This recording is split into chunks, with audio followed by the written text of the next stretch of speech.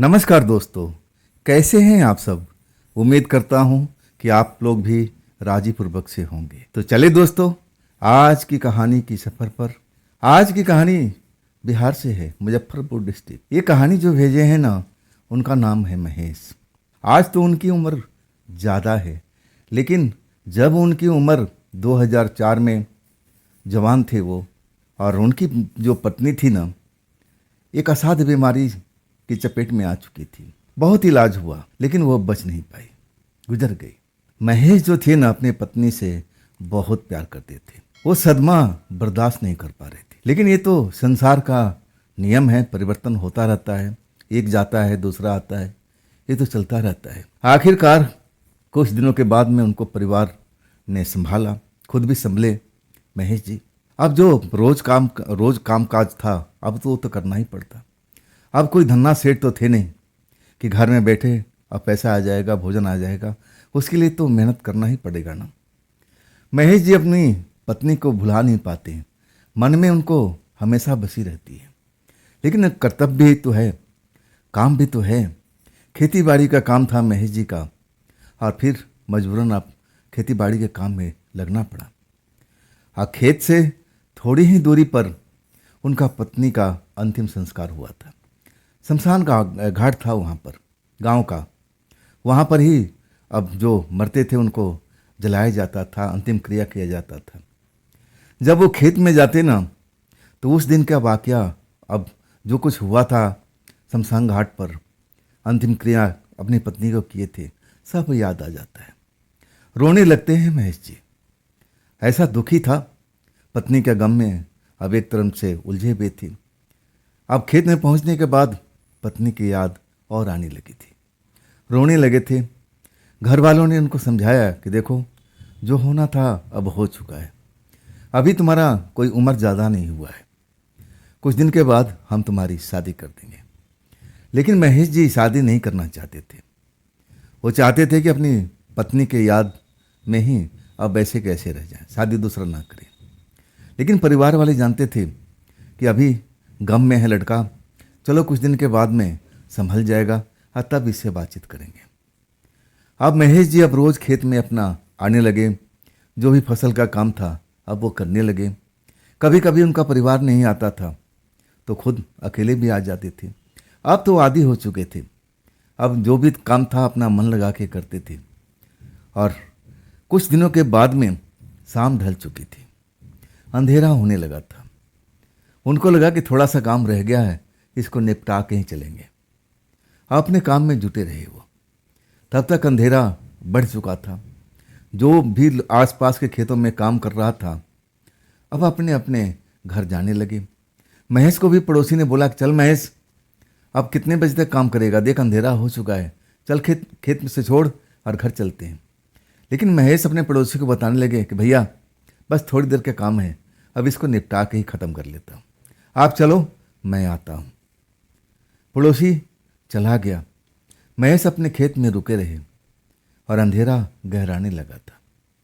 लेकिन अब काम वो लगभग ख़त्म कर चुके थे, बस 5-10 मिनट का काम बाकी था और जल्दी से जल्दी निपटा करके निकलना चाहते थे।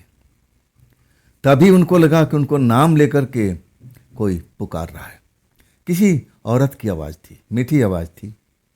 पहले वो समझ नहीं पाए कि रात में कौन औरत आसपास में हो सकती है, ज़रूर कोई अलग बात होगी। मेरा अब अपना नाम जब सुनते हैं ना तो थोड़ा चौंकते ज़रूर हैं, लेकिन वो समझ जाते हैं कि अरे मेरा कौन यहाँ जाने वाला है, और खेतों में कौन आवाज़ दे सकता है। वो समझते हैं कि मेरे मन का भ्रम है, ऐसा कुछ नहीं है। लेकिन आवाज़ जो थी ना, कुछ बदल बदल करके कभी भारी, ऐसे कुछ आवाज़ उनको सुनाई देने लगी। आवाज़ आ रही थी जिधर शमशान घाट था उधर से, महेश महेश, ऐसा आवाज़ सुनाई पड़ रहा था। जब लगातार आवाज़ आने लगी ना, महेश के कान खड़े हो गए। कौन है भाई, कौन मेरे को पुकार रहा है, कौन औरत हो सकती है। लेकिन अभी समझ नहीं पाए थे कि आवाज़ शमशान की ओर से आ रही है कि आसपास की खेतों में से आ रही है, क्योंकि आवाज़ वो घूम जाती थी। जब शमशान के साइड में वो अपना नज़र करते थे तो लगता था कि अब वहाँ से आवाज़ नहीं दूसरी जगह से आ रही है। जब दूसरी जगह पर अपना ध्यान करते तो उनको लगता है कि पीछे से आवाज़ आ रही है। मतलब आवाज़ जो थी ना, भ्रमित कर रही थी, चक्कर लगा रही थी। काम तो जो था थोड़ा सा ही रह गया था, लेकिन महेश उस काम को छोड़ दिए थे। उनको लगने लगा कि कौन हो सकता है भाई, मेरा नाम लेकर के बार बार पुकार रहा है, क्या कोई औरत मुसीबत में है। तब वो आवाज़ लगाने लगते हैं कि आप कौन हैं और आपको मेरे नाम को कैसे पता है, आप मुझे क्यों आवाज़ लगा रही हो।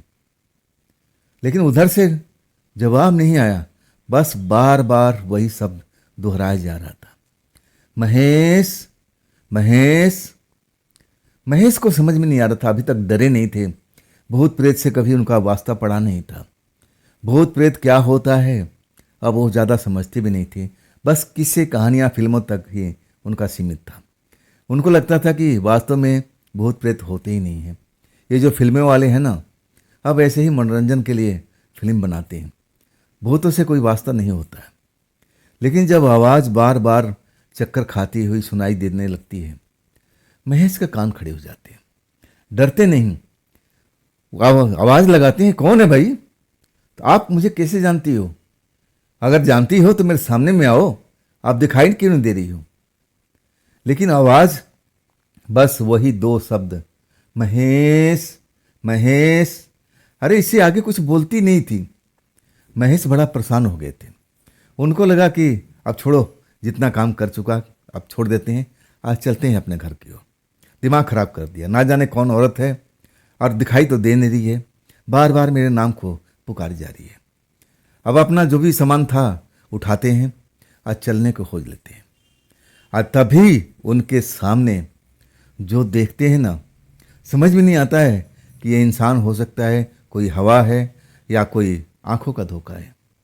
उनके सामने में एक औरत, खुले बाल, लेकिन चेहरा स्पष्ट दिखाई नहीं दे रहा, सामने में खड़ी दिखाई देती है, धुंधला धुंधला सा, और अंधेरा हो चुका था। समझ नहीं पाए अच्छी तरह से कि आखिर कौन हो सकता है। उसकी तरफ चल पड़ते हैं कि भाई तुम कौन हो, तुम अपना साफ चेहरा क्यों नहीं दिखा रही हो, और तुम मुझे कैसे जानती हो, अब मुझे क्यों आवाज़ दे रही हो, तुमसे मेरा रिश्ता क्या है, क्या तुम्हें कोई मदद चाहिए तो बता सकती हो। लेकिन जैसे जैसे आगे बढ़ रहे थे, वो जो छाया थी, उसको साया भी बोल सकते हैं, वो पीछे हटती जा रही थी। हाँ, वो हटती जा रही थी, शमशान के साइड में चलती जा रही थी, पीछे हटती हटती। महेश को अब लगने लगा कि भाई जानकारी तो लेनी पड़ेगी, आखिर ये कौन है। और उनको समझ में नहीं आ रहा था कि मैं कहाँ जा रहा हूँ। उस साया का पीछा करते करते करते और वो शमशान तक पहुँच चुके थे। अभी भी उनको पता नहीं था, उनको लग रहा था कि मैं अपने खेत के आसपास में ही हूँ, मैं शमशान में तो आया नहीं हूँ। लेकिन वो जो साया थी औरत की, उनको अब खेतों से निकाल करके और शमशान में लेकर के आ चुकी थी। और महेश बार बार उसे पूछ रहे थे कि आप कुछ तो बताओ, आपका नाम क्या है, आप मुझे कैसे जानती है, क्या मदद चाहिए। जब शमशान में पहुंच जाती है ना, तब वो साफ साफ दिखाई देने लगती है। जैसे ही वो साफ साफ नजर आती है ना, महेश को अपनी आंखों पर विश्वास नहीं होता है। उनके सामने उनकी जैसे पत्नी खड़ी हो, मरी हुई पत्नी उनके सामने में खड़ी थी।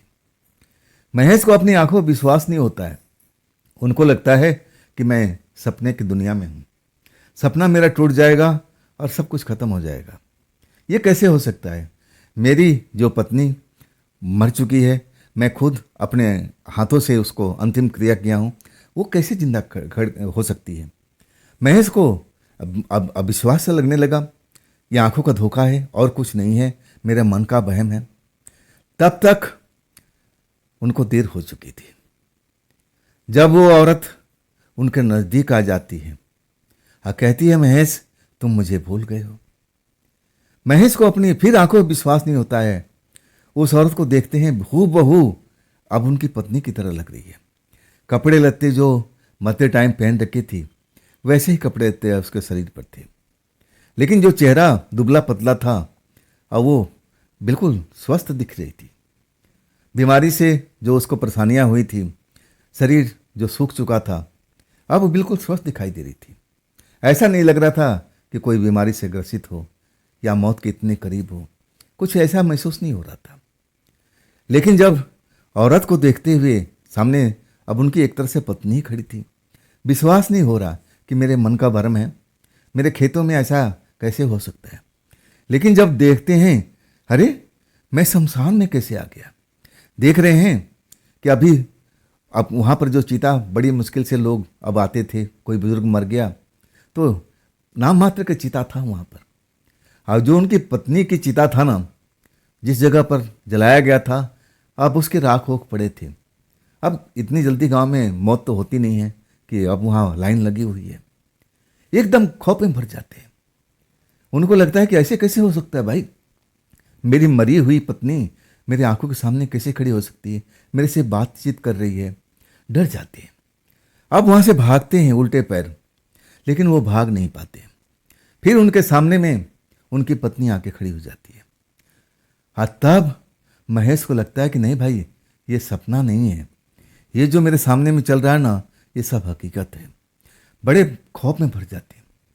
अपनी पत्नी कहती कि ना ना, तुम मुझसे दूर रहो, तुम मुझसे दूर रहो, मेरे नज़दीक मत आओ, तुम तो मर चुकी हो ना, तब मेरा पीछा क्यों कर रही हो। औरत जवाब देती है महेश को कि तुम तो मुझे बहुत प्यार करते थे, तुम मुझे इतना याद करते थे, खेत में आते थे और रोते रहते थे मेरे नाम लेकर के, और मैं जब तुम्हारे सामने में आ गई और तुम कह रहे हो कि तुम मुझसे दूर हो जाओ, मेरे पास मत आओ। क्या तुम्हारा यही प्यार था, दिखावा था, या सचमुच मेरे से प्यार करते थे? अगर प्यार करते थे तो मेरे नज़दीक आओ ना, मेरे गले लगो ना, मेरे से बात करो ना। महेश को जैसा लगा कि उनका दम निकल जाएगा। दिल तेजी से धड़क रहा था। ऐसा दिल की धड़कन बढ़ी हुई थी जैसे अब मौत पक्की है। एकदम इतना डर चुके थे, इधर उधर भागते थे, जिधर भागते थे अब उनकी औरत सामने आ जाती थी, अपने हाथे फैला देती थी कि आओ ना, मेरे गले लग जाओ ना, मेरी हालचाल नहीं पूछोगे कि मैं कैसी हूं। अब महेश को लगा कि अब बेहोश होकर गिर जाएंगे। डर इतना उनके शरीर में आ चुका था, और आखिरकार ऐसा ही होता है। भागते हैं और भागने के बाद अपने खेत में पहुंच जाते हैं। वो औरत उनके पीछा करती हुई खेत तक आती है। खेत के पास में किसी चीज़ से उलझते हैं और फिर ज़मीन पर गिर जाते हैं, और फिर उनको याद नहीं आता कि मैं कहाँ पर हूँ। उनकी जब आँख खुलती है ना, तो अपने घर में है, परिवार के लोग हैं, सब चिंता में हैं, सब महेश की तरफ देख रहे हैं। क्या हुआ महेश, कैसे बेहोश पड़ गया था खेत में? महेश को सब बात पता चल चुका था, याद आ चुका था, और वो डर गए, खौफ में भर गए। माँ माँ, वो मेरी पत्नी मुझे बुला करके खेत में वहाँ शमशान में ले गई थी, मैंने अपने आंखों से देखा। अब महेश जो बातें बता रहे थे ना, कोई विश्वास नहीं कर रहा था। सब लग रहा था कि महेश किसी सपने में है या झूठ बोल रहे हैं। लेकिन महेश ऐसा लड़का नहीं थे कि किसी से अपने परिवार में झूठ बोले, हमेशा सच ही बोलते थे। लेकिन ऐसी बात थी कि परिवार के लोग यकीन करते नहीं थे। जो औरत मर चुकी है, जिसको अंतिम क्रिया कर दिया गया है, जला दिया गया है, और वो कैसे जिंदा हो सकती है? सोचने वाली बात थी। लेकिन महेश कह रहे थे कि नहीं नहीं माँ, मैं उसको देखा है, वो मुझे पकड़ रही थी, अब वो भागने नहीं दे रही थी, जो भी समस्या वहाँ पर हुआ था सब कुछ बता देते। माँ को यकीन करना पड़ा कि मेरा बेटा तो झूठ बोलता नहीं।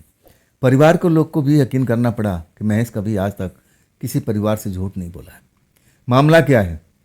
इसके बाद सब कुछ धीरे धीरे अब वो पूछने लगते हैं कि क्या हुआ था बेटा, पहले क्या हुआ था। महेश बताते कि पहले मुझे एक आवाज़ सुनाई पड़ी, दूर से आवाज़ आ रही थी, जैसे मेरे नाम लेकर के कोई पुकार रहा है। अब फिर मैं ध्यान नहीं दिया, अपने काम में लगा रहा। अब फिर आवाज़ जैसे मेरे नज़दीक में आ गई हो। आवाज़ बदल बदल करके कभी भारी हो जाती थी, कभी मीठी आवाज़, कभी और किसी, अब ऐसा हो जाता था। मैं जब उधर ध्यान देता था ना, तब आवाज़ लगता था कि नहीं, वहाँ से नहीं, कहीं और से आवाज़ आ रही है, कहीं और से आवाज़ आ रही है। आवाज़ घूमती रहती थी, इधर से उधर, इधर से उधर। परिवार के लोग अब डर चुके थे, ऐसी अब बातें थी। महेश जो बता रहे थे, अब सब अब उनको लगने लगा कि महेश तो झूठ बोलता नहीं है, बात तो सच्ची होगी। फिर अपने गांव के जो ओझा तांत्रिक थे उनको बुलाते हैं, सारी बात बताते हैं। ओझा तांत्रिक कहता है कि ये कभी कभी ऐसा हो जाता है, डरने की आवश्यकता नहीं है, मैं आपका झाड़ फूँक कर दूंगा और सब कुछ सही हो जाएगा। परिवार के लोग विश्वास करते हैं, झाड़ फूँक होता है महेश जी का। और तांत्रिक कहता है कि आप डरने को सकता नहीं है, लेकिन अभी आप शाम के टाइम में खेतों के आसपास में मत रहो। समझाता है और कहता है कि अब सब कुछ ठीक है। बात वहीं ख़त्म हो जाती है। परिवार को लगा कि चलो अब जो होना था हो चुका है, अब आगे से महेश के साथ में कुछ नहीं होगा। अब सब लोग शांत हो जाते हैं। अब चलो अच्छा हो गया, झाड़ फूँक हो गया। अब इसके बाद महेश को भी लगा कि चलो अब सब कुछ निपट चुका है, तांत्रिक बाबा ने झाड़ फूँक कर दिया, अब वो मेरी औरत दिखाई नहीं पड़ेगी। लेकिन अभी भी उनके दिल में धड़कन बढ़ी हुई थी कि ऐसा कैसे हो गया, क्या उसको याद करते थे ज़्यादा, इसी वजह से मेरी पत्नी आ गई थी क्या। मन में कई तरह के सवाल थे, लेकिन जवाब महेश के पास में नहीं था। खैर ये सब होने के बाद में घर का माहौल बिल्कुल अब नॉर्मल हो चुका था। अब ज़्यादातर जो खेत में जाते थे अपने परिवार के साथों में जाते थे, लेकिन शाम होने से पहले अपना घर लौट आते थे। परिवार के लोग भी लौट आते थे। कुछ दिन तक तो बिल्कुल सही रहा, हफ्ता 10 दिन तक सब कुछ। अब लगा कि ऐसा कुछ दोबारा से नहीं होगा। रात को सोते हैं महेश जी। अब रात हो चुकी है, खाना पीना खाने के बाद में अपने बिस्तर पर, उसी घर में जहां उनकी पत्नी रहती थी।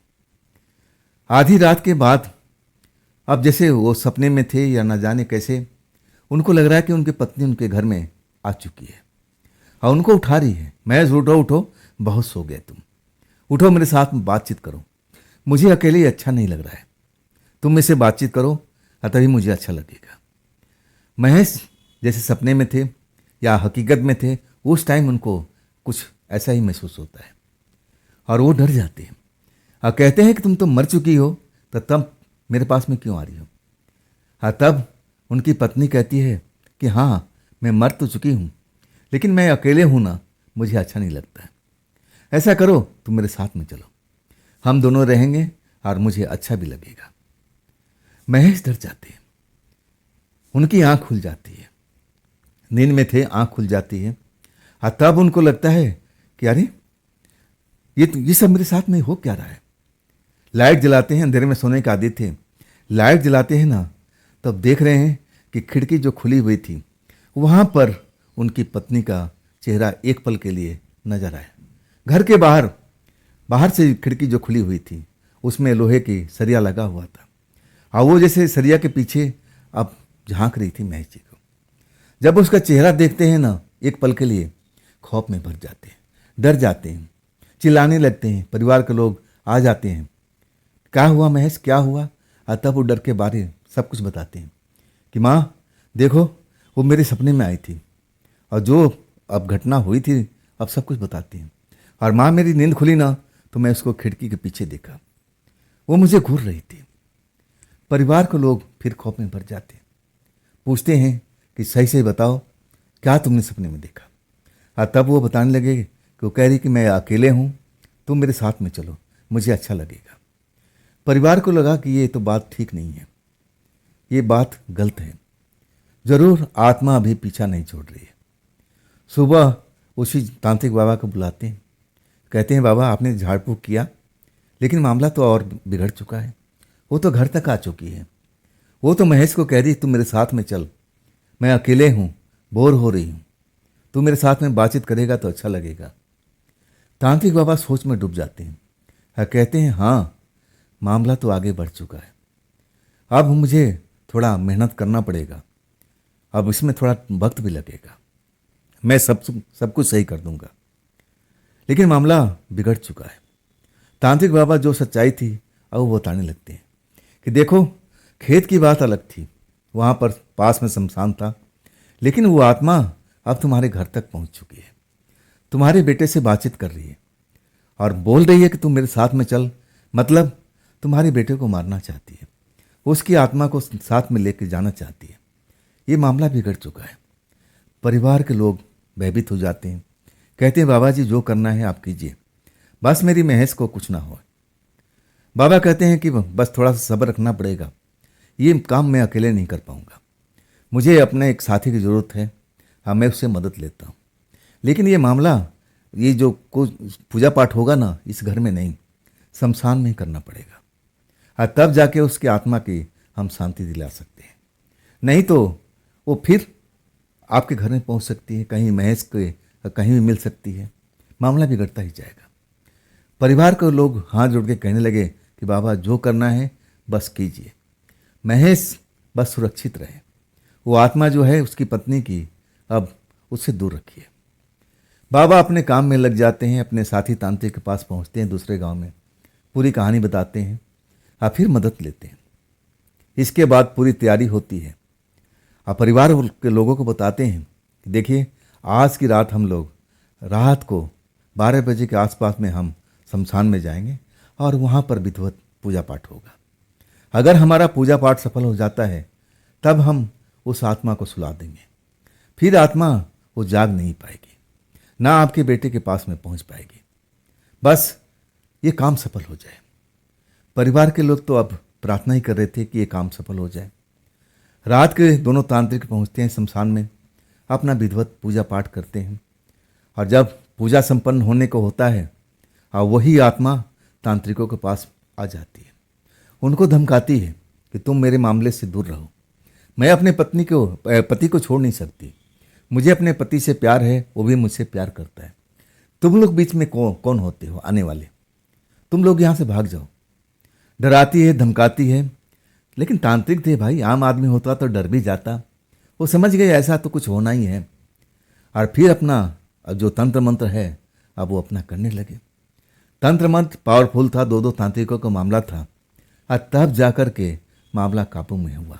लेकिन बहुत ही मेहनत, तांत्रिक बता रहे थे कि बहुत ही हमें मेहनत करना पड़ा, तंत्र मंत्र का प्रयोग करना पड़ा, और तब हम उसको शांत करा पाए थे।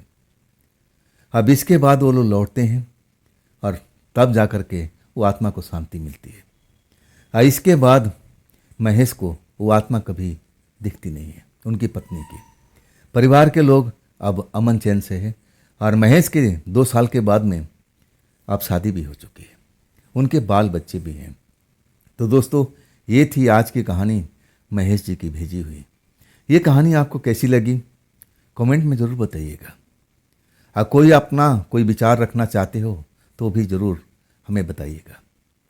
और अगर आपके पास भी ऐसी कोई घटना है जो आपके साथ बीती है या आपके कोई हित मित्र के साथ में, तो वो भी मुझे शेयर ज़रूर कीजिएगा, मेरे व्हाट्सएप नंबर पर, मेरे इंस्टाग्राम अकाउंट पर, मेरी मेल आईडी पर। और फिर दोस्तों हम इसी चैनल पर मिलते हैं बहुत जल्दी कल की रात में। आप लोग अपना ख्याल रखिएगा। नमस्कार।